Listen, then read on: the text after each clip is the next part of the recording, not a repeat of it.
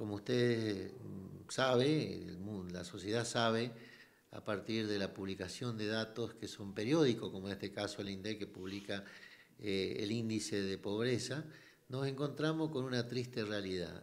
Acá trabajamos y somos pobres. Cuestión que parecería una contradicción, pero eso obedece fundamentalmente a la catastrófica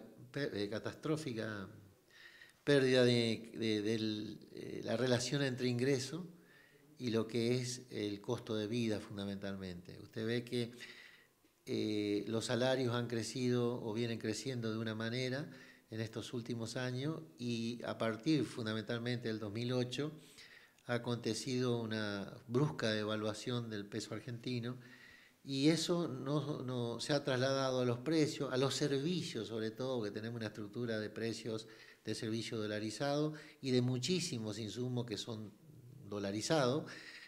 Entonces la variable que en este momento son los salarios de los trabajadores pasa a ser la variable más vulnerable en todo este esquema y nos encontramos en esta situación, que trabajando somos pobres.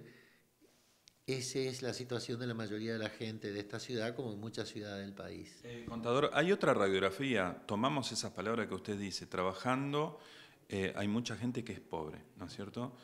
También hay personas que tienen sus casas valuadas en mucho dinero, en lugares residencialmente importantes de la ciudad, y cobran sueldos de indigencia, o sea, son indigentes viviendo en casas medianamente importantes, se han empobrecido, gente que es pobre también residiendo en lugares o porque ha perdido el trabajo o porque su salario quedó fuera de la sábana de no ser pobre.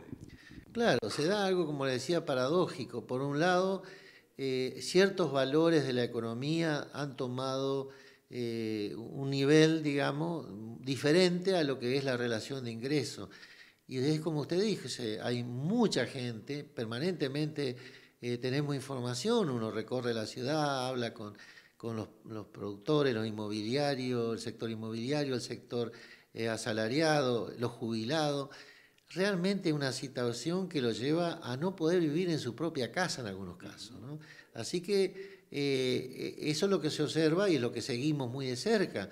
La aparición de nuevos pobres, de una clase social, clase media, trabajadores que toda su vida han dedicado al esfuerzo y se encuentra que, como decía al principio, trabajando son pobres. Y eso es porque el ingreso promedio en la zona, en Concordia, y esos son los números que refleja el INDEC, está casi un 30% por debajo de lo que es considerado el ingreso para mantener un nivel de estar, digamos, por encima de la línea de pobreza. Así que realmente es muy difícil esta situación. ¿Devaluación e inflación impactaron, digamos, en estos números? Sí, uno iba para un lado y otro iba para otro lado. Es decir, la inflación, el dólar iba para un lado, crecía de una manera que no crecieron, lógicamente, los salarios.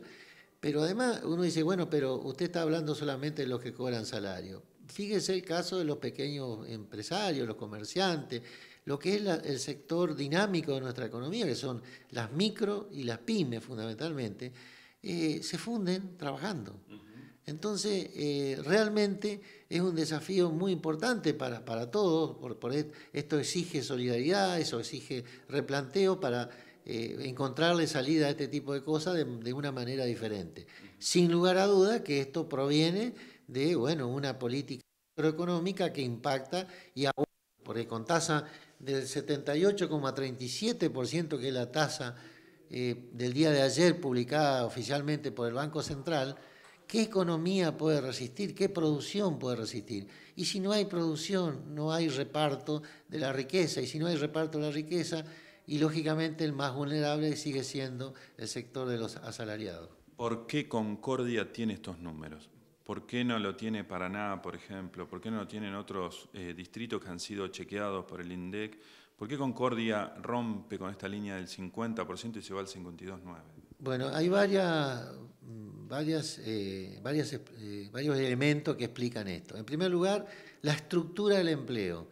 Concordia tiene una estructura mayoritariamente del sector privado.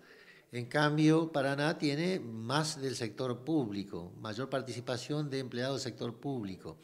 Y el sector privado, todas las negociaciones salariales que se han hecho, no han podido resolver el problema de alcanzar los niveles para cubrir el desfasaje inflacionario. Se han venido haciendo acuerdos y usted ve que la empresa no lo puede pagar, porque por eso que decimos que no tiene, al haber caído la actividad económica, hay imposibilidad de afrontar los costos de la misma manera que se afrontaban antes. Entonces nos encontramos que el sector económico, el Producto Bruto que genera, digamos, la zona y Concordia en particular, está por debajo de lo que sería la producción en otras regiones, producto fundamentalmente por la disminución de la actividad económica. Y al tener esa proporción de gran cantidad o mayoritariamente el sector privado, incide para que sea muy sensible en cada momento que se haga mediciones la situación de Concordia. Y eso es, nosotros esperamos revertir esto, alguna medida, o sea, cambiar la dirección que tiene en este segundo semestre. Ustedes saben que en este segundo semestre la actividad del arándano hace que mejore notablemente los índices en esta materia, es decir, que haya una mejora en lo que es el índice de pobreza. Claro, revertirla va a ser difícil, pero lo que queremos decir es que se va a atenuar, es decir, no va a tener en la misma dimensión que tuvo el segundo semestre del año pasado con el primer semestre de este año. Si usted se fija, en todos los años pasa ese fenómeno. No llegamos todavía, según los últimos datos, al 10%, así que estamos ahí en la media nacional, pero 52 el de pobreza. Es decir, bueno, ahí reafirma lo que le estaba diciendo al principio, el hecho de que la gente trabaja y es pobre. El último dato, Concordia registra 77,9 en el año 2003 como récord, digamos, de pobreza. ¿Cuál es la proyección de acá a fin de año, teniendo en cuenta que hubo una devaluación post-paso? Bueno, hay un tema que se observó en el caso del 2001 y fue el coletazo, podríamos decir, 2003-2004, donde digamos, se resistió la economía de tal manera que significó llegar a esos porcentajes.